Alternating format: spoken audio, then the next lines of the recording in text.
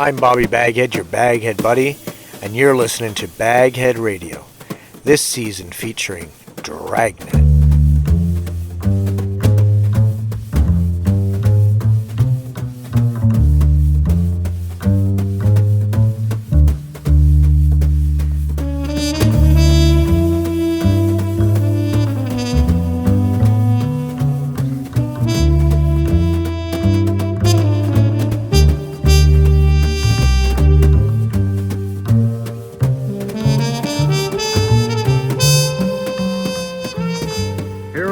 NBC's great parade of new shows.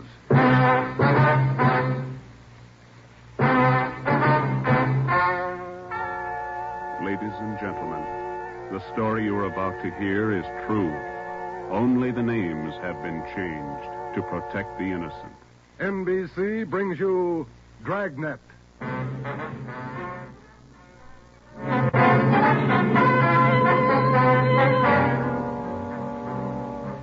You're a detective sergeant. You're assigned to auto theft detail. In 3 months, more than 250 cars have been broken into. Property mounting well into thousands of dollars has been stolen. 2 youthful members of the gang have been apprehended. The all-important brains of the criminal ring, the leaders, are still at large. Your job, get them. Dragnet, the documented drama of an actual crime, investigated and solved by the men who unrelentingly stand watch on the security of your home, your family, and your life. For the next 30 minutes, in cooperation with the Los Angeles Police Department, you will travel step by step on the side of the law through an actual case from official police files. From beginning to end, from crime to punishment, Dragnet is the story of your police force in action. It was Monday, March 2nd. It was cold in Los Angeles. We were working the night shift out of auto theft. My partner's Ben Romero. The boss is Ed Backstrand, chief of detectives. My name's Friday. I was on the way back from the interrogation room, and it was 10:58 p.m. when I got to room 26, chief of detectives' office. Real tough kids, aren't they? Yeah, they won't admit a thing. Now, sit down. Thanks. When'd you pick him up? About 8:30 tonight in the parking lot behind the Star Theater out on Sunset. He was lifting the radio out of a 48 convertible. He's had lots of experience. The report says you picked up a 19-year-old girl with him. She was waiting for the guy in a parked car across the street from the theater. Car was full of loot. The first real break we've had on those auto burglaries in 3 months, and it's no good to us. Well, neither one of them will talk. They won't even admit they know each other. You run makes on them? Just did. We've been questioning the boy for an hour, getting nowhere. What's his name again? Freeman, Stanley Freeman. Oh, yeah. Age 20. Address? Butte, Montana. Down here for a vacation. He doesn't lie very well, Ed. He's never been to Butte, Montana in his life. Knows less about the town than I do. Well, get to him. Right, Ed. Where'd you put the girl? We had a policewoman take her to our office. We can talk to her when we finish with the boy. Well, what's her story? Hasn't any. She won't even open her mouth. 19 years old, probably needs a good spanking. Now get him to talk. Right.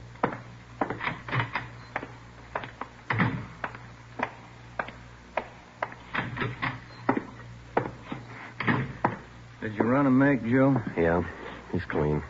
Get wise, huh, Flatfoot? Look, you're in a bad spot, son. That kind of talk isn't going to help. Says you. We caught you red-handed trying to steal a radio that didn't belong to you from a car it didn't belong to you. Is that right?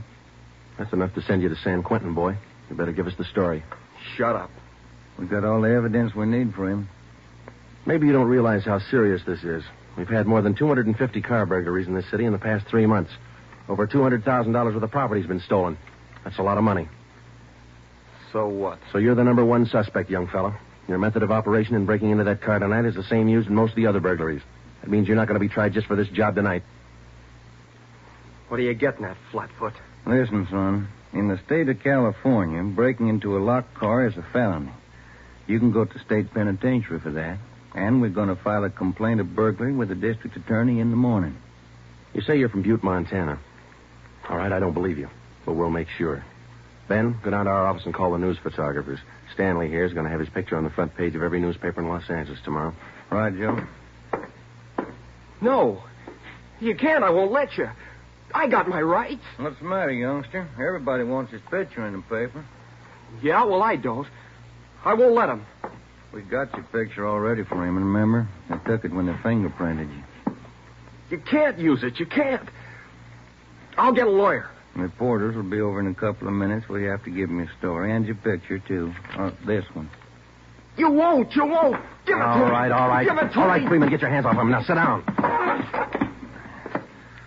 All right. Now let's have it straight. Don't let him use the picture.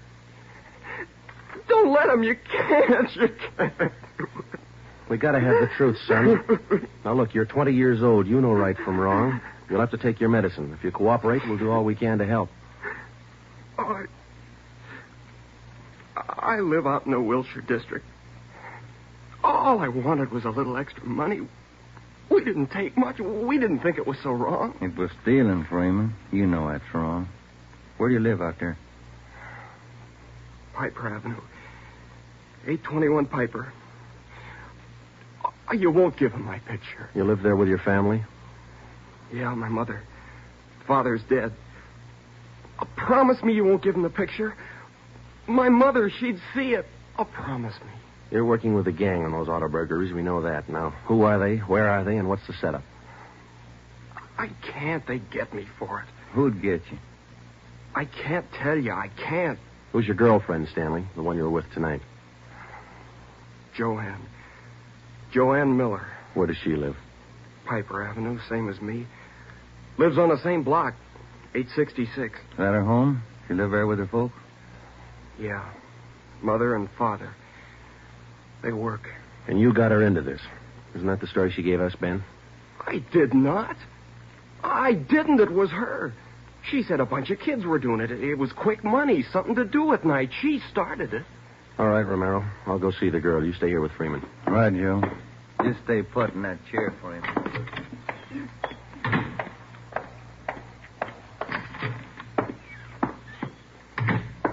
Hi, Marge.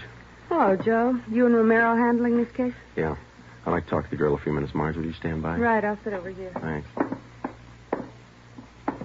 All right, miss. What's your name, age, and address? I told this lady cop 15 minutes ago I'm not saying anything. All right, then we'll tell you. Your name's Joanne Miller. You live at 866 Piper Avenue. You live with your father and mother. Both of them work. You're a liar. That's not me. You're 19 years old. You live on the same block as your boyfriend, Stanley Freeman, and you're the one who got him mixed up in this gang. Isn't that right? No, it's not right. It's not. I didn't do anything. Well, that's only half the story. Freeman told us everything. You want to hear the rest? No. Stan wouldn't tell you. He wouldn't. He told us how you got him mixed up in it. Quick money. That's what you told him, didn't you? No, it was him. I can prove it. The rest of the kids will tell you. He got me in this. Ask them, they'll tell you. It was Stanley and Fred Milford and George Jansen. They started it, all three of them. All right. Will you tell the story to a police stenographer? I'll tell him everything. He's not blaming this on me. Marge, will you go get the stenographer? Right. Now, how many persons in this gang of yours? Oh, about 10 or 12. And it's not my gang either. He got me into this, and now he's trying to lie his way out, blaming me. How long you been doing this, burglarizing cars? Me? Only about 2 weeks. It was supposed to be fun, something to do at night.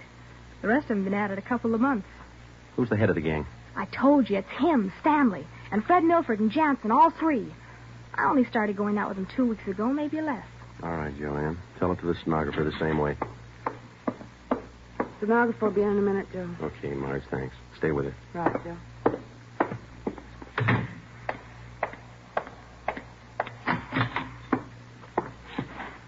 Just about a closed case, Ben. Girl gave us a full confession. She didn't. Oh, you're not tricking me again. She didn't. She told us you're one of the leaders of the gang, Stanley. Said you got her into all this. The other two are George Jansen and Fred Milford. About a dozen kids in the gang, all of them about your age. Isn't that right? She's lying, can't you tell? She's lying. She got me into the gang.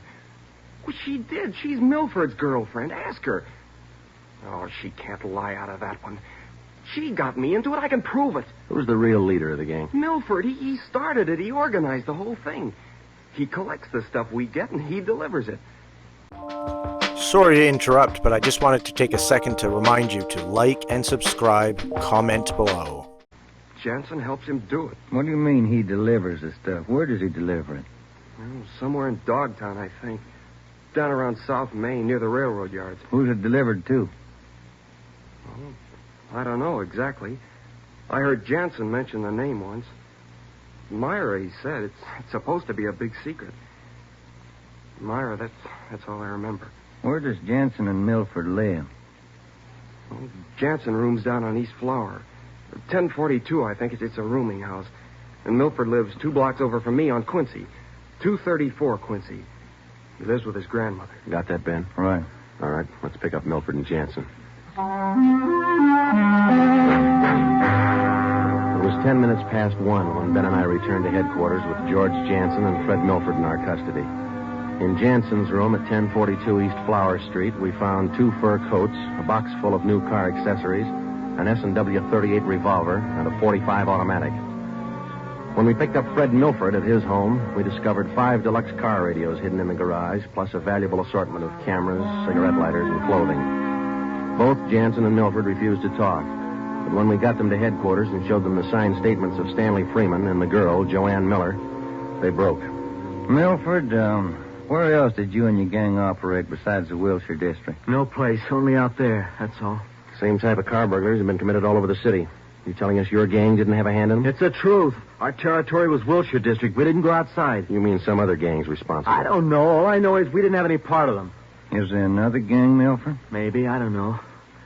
You find out. It's none of my business. It is your business, Milford. You admit you and your gang committed 55 jobs in the past 3.5 months. That leaves about 200 jobs to be accounted for. That's right. You figure it out. We have figured it out. I think you and your gang of young thieves pulled every one of those 250 jobs. There isn't any other gang. That's the story the district attorney's going to get. You're crazy. There is. I know there is. Then give us the information and save yourself a lot of trouble. Well, we're not the only ones. That's all I know. Milford, do you know how many years you get for auto burglary? I told you, we're not the only ones. There must be a couple of others besides us. Vince Mahoney, he's got a gang. Where does Mahoney operate? West Hollywood and Beverly. Where does he live? I don't know. Honest, I only met him a couple of times. Where'd you meet him? I don't remember. Where'd you meet him, Milford? Delivery. I met him down at the delivery place a couple of nights. When you delivered the property you stole from cars, is that right? Yeah. Where was that? Down by the railroad yards. Where? Chavez Street. It's a little alley off East Main. Who'd you deliver the stuff to? I told you, her name's Myra. That's all I know. We meet her and some guy on Tuesday nights. We give them the stuff and they pay us off. Mahoney delivers the same night I do. Do you meet her every Tuesday night? Yeah. You're going to meet her this Tuesday, tomorrow night? I don't know. I guess so. Same place? Yeah. Are you the only one she deals with? Sometimes Joanne. Near Joanne. I know what you're thinking. You want to use me to trap Myra. Well, what's it worth? You know better than that. How about it, Milford? Oh, what else can I do? Give me another cigarette. By 3:30 that morning, the signed statements and confessions were piling up fast. Milford gave us a list of the names and addresses of each member in his gang, and within an hour, they were all under questioning at headquarters. Most of the suspects, about 1/3 of them girls, ranged in age from 18 to 21. As they told their individual stories, the scope of the case grew until it covered most of the city. By late afternoon of the next day, Tuesday, March 3rd, 3 more gangs operating in Venice, Bel Air, and North Hollywood had been apprehended. They confessed to more than 175 burglaries from locked cars during the past 3.5 months. At 5 o'clock that afternoon, Ben and I met with Chief Backstrand in his office. How many admissions you have now? Over 50, Ed. Here are the gang leader's statements. What's their story? Well, it's pretty much the same. They all say this woman Myra set up the operation. You mean she got the kids and put them to work burglarizing cars? Well, not exactly. She picked the leaders, contacted them in bars or on the street, asked them if they wanted to pick up some spare money getting auto parts for it. Then she didn't tell them to go out and burglarize cars. Well, not in so many words, Ed, no. After they brought in auto parts for a couple of weeks, she told them to bring her everything they could find, outside the car or inside. Those are the words she used. 5 of the kids dictated those words into their signed confession. Oh, that should hold in court. What else did you get on this woman? Oh, she taught them how to work, told them to wear gloves, all angles. Well, we got most of the small fry. Now, where do we find this Myra woman? Any description on her? Yeah. Kids say she's about 33, 34. Good-looking redhead. 5'5", about 120, well-dressed. No description on the guy she runs with. You run a make on her yet? Yeah, no previous record. We set up a stakeout for her tonight. 2 of the gang leaders have volunteered to go along, this Milford and Vince Mahoney. Good. Down on Chavez, where she usually meets them? Yeah, that's right. When? 11:15. That's the regular time for the meet, according to the kid. All right, I'll be at home. Call me. I don't want to miss out on this one. When Ben and I left Ed Backstrand's office, we went home for dinner and a few hours' sleep. At 9:30 p.m., we were back at the office. We met the men in the special detail which Backstrand had assigned for the stakeout that night. We briefed them on their duties, and then we got Fred Milford and Vince Mahoney out of their cells. To avoid any possible suspicion of the presence of a trap, we had Milford's permission to use his car in the stakeout. The car which he had said he had driven to the delivery meetings with the woman Myra at least a dozen times before. We arrived at the stakeout area, Chavez Alley in East Main, at 9:58. The meeting was scheduled for 11:15. The moon was out, but the sky was overcast, and there was a cold wind blowing from the east. Hey, what time you got, Sergeant? About 10. Why, Milford? Getting nervous? No, I'm just wondering. How you cops gonna rig this thing? In just a couple of minutes, we're going to plant you 2 in Milford's car parked up there in the alley. Now, you stay there until Myra shows up. We'll do the rest. Yeah, I know, but what'll we say? Suppose she asks for some stuff. We ain't got any. You won't need any. You won't have much time for talking. Hey, suppose she wises up. Maybe she'll pull a gun. Maybe. Does she carry one? No, never saw her with one. Don't worry, Milford. We'll make sure you're not in danger. She's got an awful temper, that redhead. Got mad at me once when I squawked at the prices she was paying us for radios. What was she paying you, Mahoney? An 8-tube radio, good shape, $7. She got all the gravy and you got all the grief. You're not kidding. Joe? Are you? Yeah, Steve. What do you got? Well, the men are all staked out, Joe. Got the area covered from every angle. All right. You got an extra man to stay in Milford's car? I'll handle that myself. Fine, thanks. Okay. All set, Joe? Yeah. Now, Milford and Mahoney, we're going to put you 2 in your car now. There's going to be an officer with you, so there's no need to be nervous or afraid. You just sit in the car and act natural. When this Myra drives up, don't leave the car. Have her come to you. You got it? Sure. Okay. All right, Joe, let's go.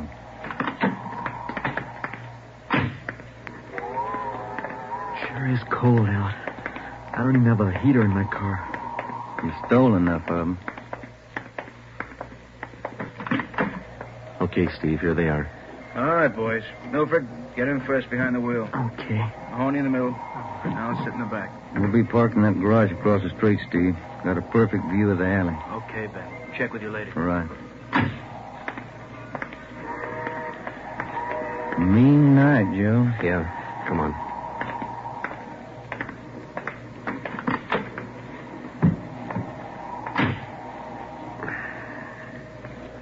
It's cold here in the garage, isn't it?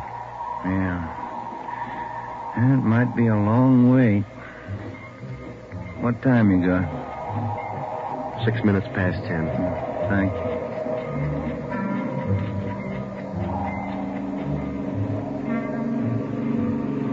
Hey, Joe. What is it? It's nothing. Thought that passing car was turning in the alley. Relax. It's early. Lonely place. Dark. Gets on your nerves.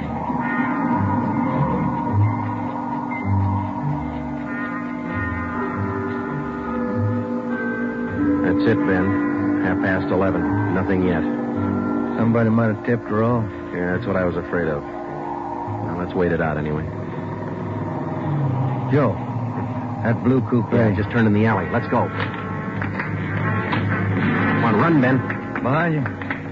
All right, wait, you fella. Quit your fighting. What'd you get, Steve? Here he is. Just drove up in the coupe. Got out and called Milford Mahoney by the first names. He's in on it. What about the girl? No sign. Kid was the only one in the car. All right. Tell them in the stakeout's off for tonight. Have them report back in. We'll take the kid with us. Okay. All right, young fellow, this way. What do you cops think you're doing? I ain't done nothing. Look, sport, we heard that from 54 different kids yesterday. We're tired of that line. Come on.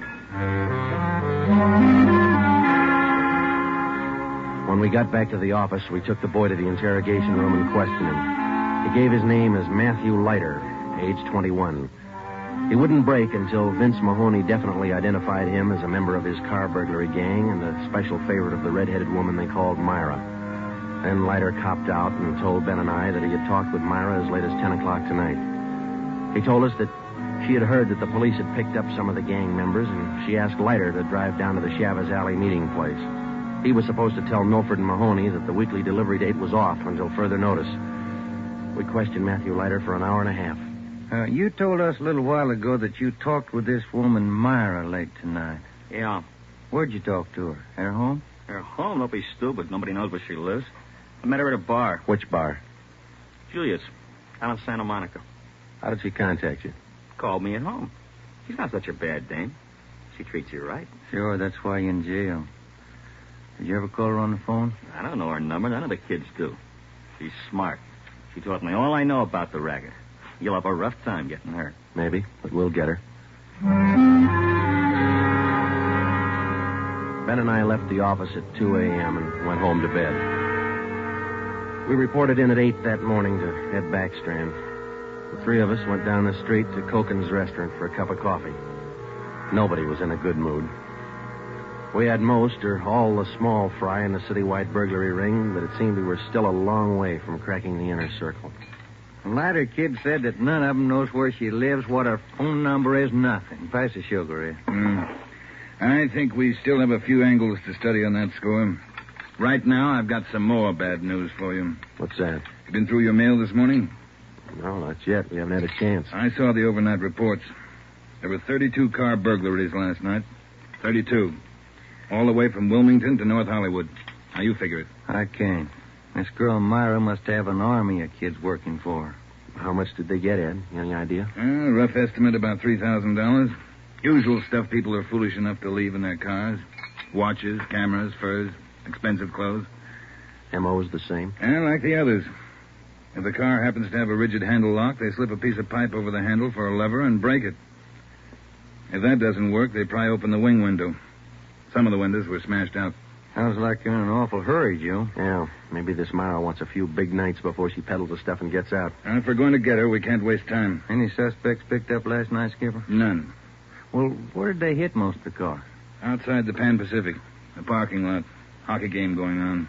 Must have been 4,000 cars for them to pick over. They picked the best. As usual. Well, you better get on it. There's one way to handle it. What's that? She works fast. You work a little faster. We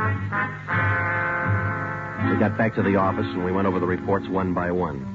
Then we called the young gang members to the interrogation room and questioned them separately and re-questioned them. We got nowhere.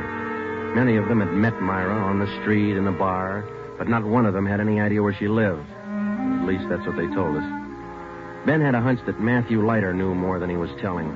We had him brought to the interrogation room, and all that afternoon until 10 o'clock that night, with interruptions for his meal periods, we talked with Leiter. He would admit nothing more than what he'd already told us. Yeah, it's got me beat, Joe. Yeah. Now, let's check with Ed. Good morning, Joe. Ben? Hi, Mike. Skipper in? Just went down the hall for a minute. Be right back. Hold it a minute, will you? Yeah.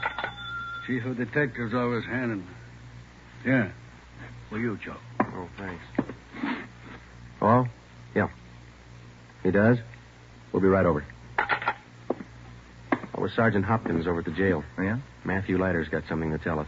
Says it's important.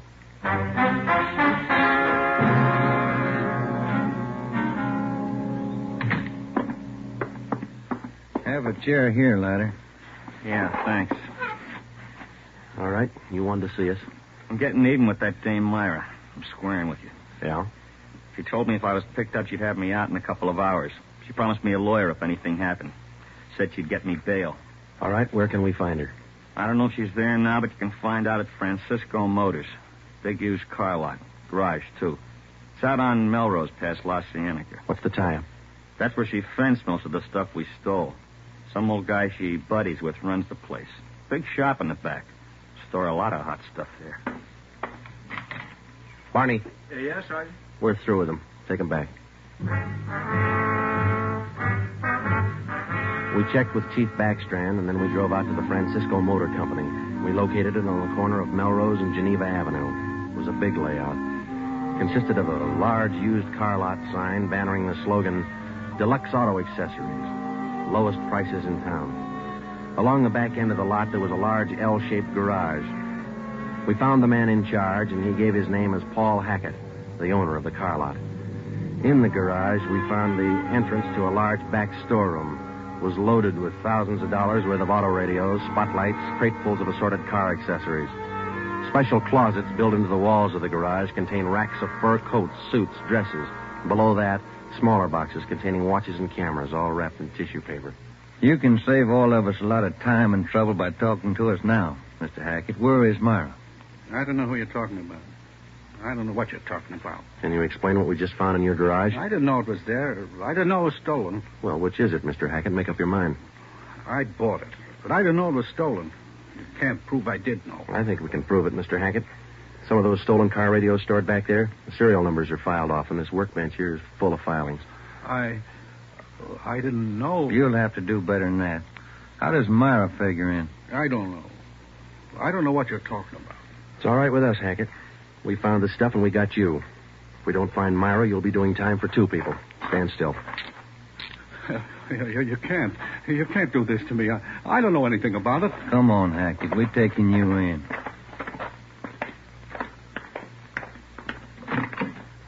All right, get in the car.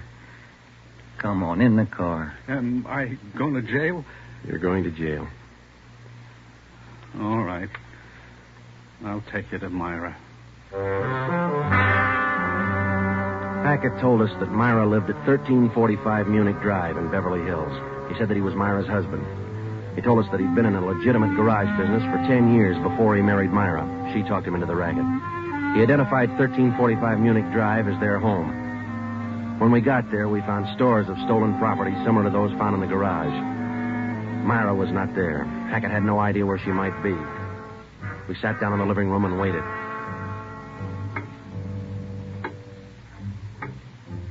One hour, 2 hours, 3 hours. After 5 hours of waiting, the monotony started to wear on everybody's nerves, especially Hackett's. And the whole thing, it was her idea. I should have known, all hers. She did this to me. I won't take it alone. Where is she? You tell us, Hackett. Told you, I don't know. She couldn't have gone. She didn't know. But I'm not going to take this alone. Quiet down. That you, Paul? Thought I heard you talking to some. Who's he? The police, Myra. The police. Your smart kids told them the whole story. What are you talking about, my smart kids? What are these cops doing here in the that's enough. Oh, get your dirty hands off me. Get away. Kids are right, Joe. She got a Get away. temper. Who do you think you're... There, that ought to hold you for a while. All right, come on, you two. Let's go. All right, copper. You win. Stupid husbands. How many times did I tell you? Don't trust those kids.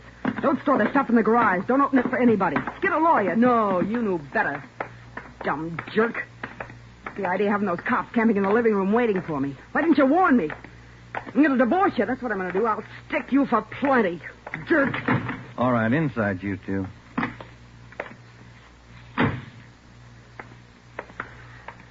You got a smoke, Ben? Yeah. Here. Thanks. I was just thinking. What? Those kids were right. She's a pretty nice-looking woman. Yeah. Nice face.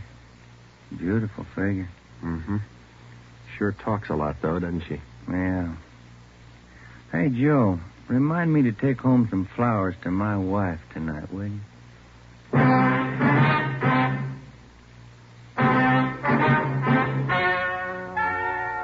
story you have just heard is true.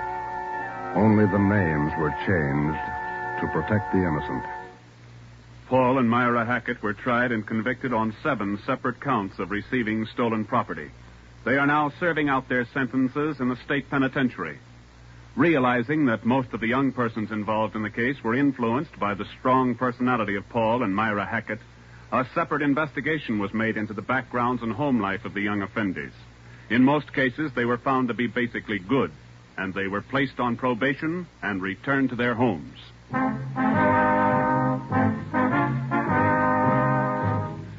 You have just heard the 13th in a new series of authentic cases from official files. Technical advice for Dragnet comes from the office of W.A. Wharton, Acting Chief of Police, Los Angeles Police Department.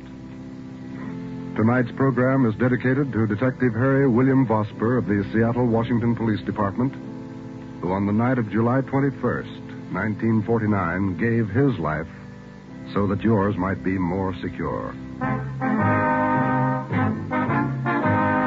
Dragnet came to you from Los Angeles. And now, an important announcement. Starting this Saturday, September 3rd, Dragnet will be heard at a new time over your NBC station. Consult your local newspaper for the new listening time. And now, speaking in behalf of the producers and the entire cast of Dragnet, we would like to take this opportunity to thank you for your many kind letters of encouragement and approval. Remember, next Saturday for Dragnet, this is NBC, the national broadcasting company.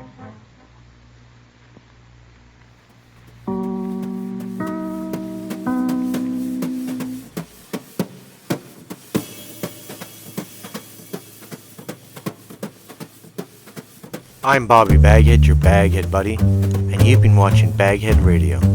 Please click like and subscribe. Comment below.